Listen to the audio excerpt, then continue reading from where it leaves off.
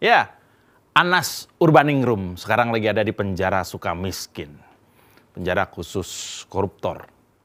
Dari dalam penjara, Anas menulis sepucuk surat. Dan surat Anas Urbaningrum itu viral di media sosial. Karena pada April, tepatnya sekitar tanggal 3 nanti, Anas akan dibebaskan dari penjara Sukamiskin itu.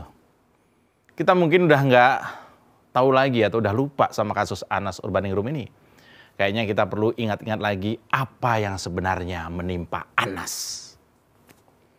Jadi begini, saya yakin konten saya ini bikin orang-orang Cikeas kesel.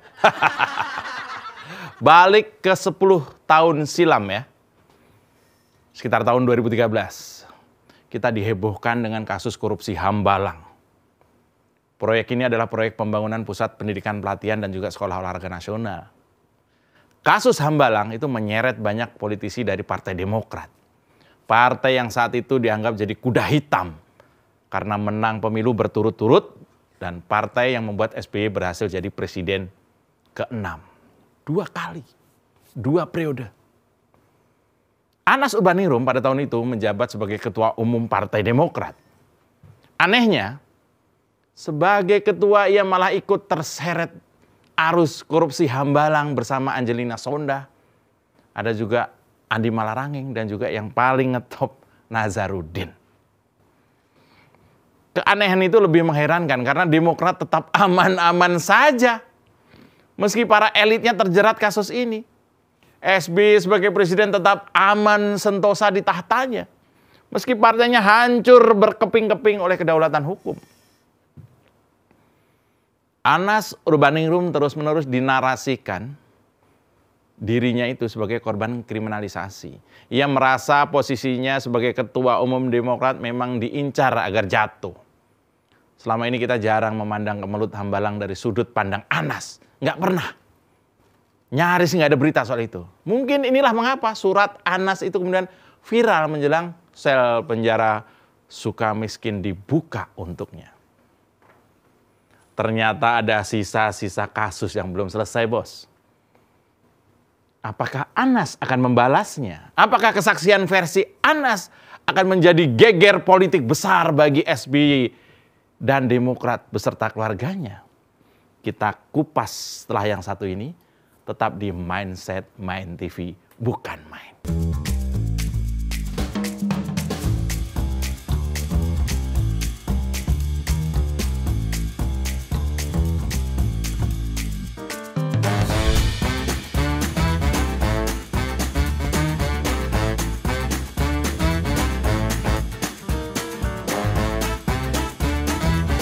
Ya, saya Mas Joprey, selamat datang di Mindset Main TV, bukan main. Ya, September 2014, Majelis Hakim Pengadilan Tindak Pidana Korupsi, Tipikor, menjatuhkan vonis 8 tahun penjara untuk Anas. Lalu proses banding yang panjang ditempuh Anas ke MA. Tapi justru hukuman Anas diperberat jadi 14 tahun penjara. Tadinya 8, dia banding jadi 14 tahun. Hukuman Anas pada 5 tahun kemudian ditinjau kembali. Hingga pada April bulan depan, Anas bisa menyambut kebebasannya. Karena dari 14 tahun dikembalikan ke 8 tahun. Melalui panjangnya proses peradilan, Anas dinyatakan bersalah atas tindak pencucian uang dan korupsi APBN. Klaim soal Anas bersalah tentu adalah klaim hukum yang mendasar. Tapi banyak loyalisnya Anas seperti Gede Pasek dan sebagainya meyakini bahwa Anas itu nggak bersalah. Ini kriminalisasi, ini permainan. Mereka mempercayai Anas tidak sepenuhnya bersalah. Seperti yang saya bilang tadi, Gede Pasek adalah salah satu loyalis Anas, yakin bahwa ada kriminalisasi dan pembungkaman di balik penahanan Anas waktu itu. Kejanggalan terdapat dari soal surat perintah penyidik atau sprindik yang bocor hingga gratifikasi aneh soal mobil Harrier. Bagi Gede Pasek, sahabatnya Anas itu, bukti-bukti ini merupakan bukti adanya intervensi besar pada kasus Anas ini agar Anas dijebloskan ke penjara atau ke bui. Banyak orang langsung mengaitkan intervensi pada Anas ini dengan SBY.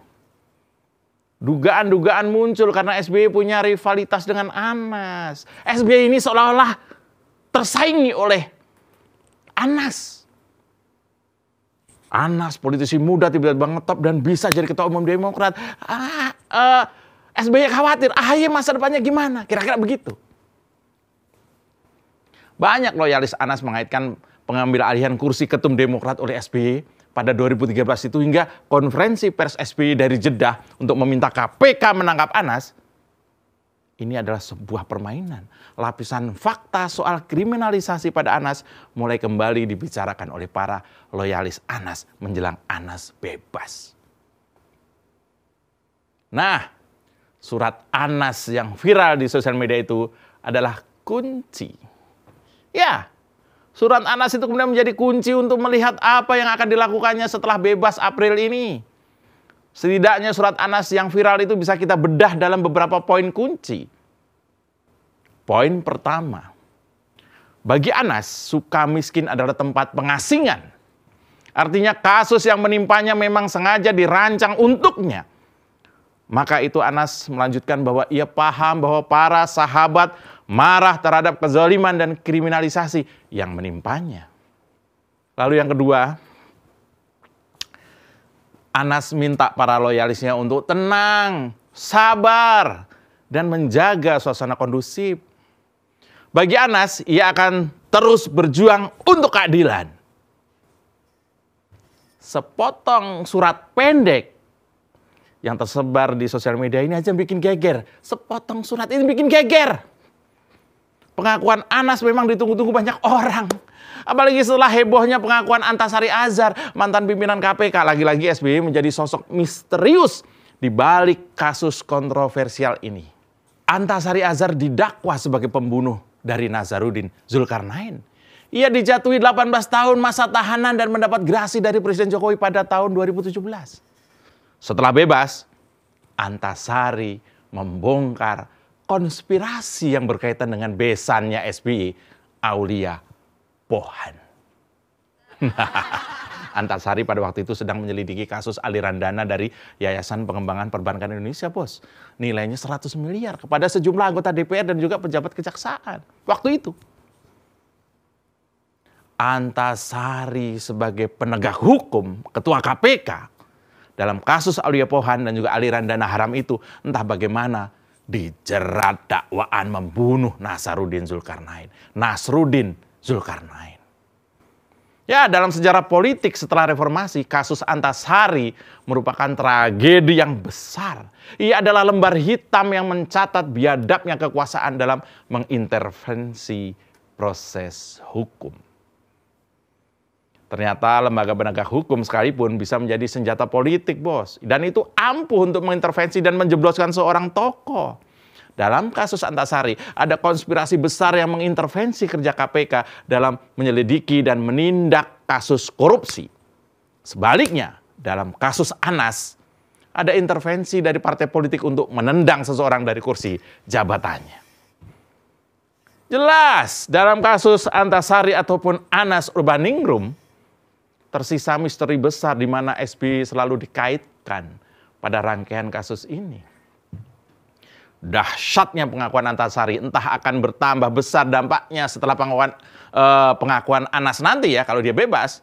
Tapi yang jelas semua aktor misterius dalam berbagai kasus kontroversial ini harus dibuka pada publik.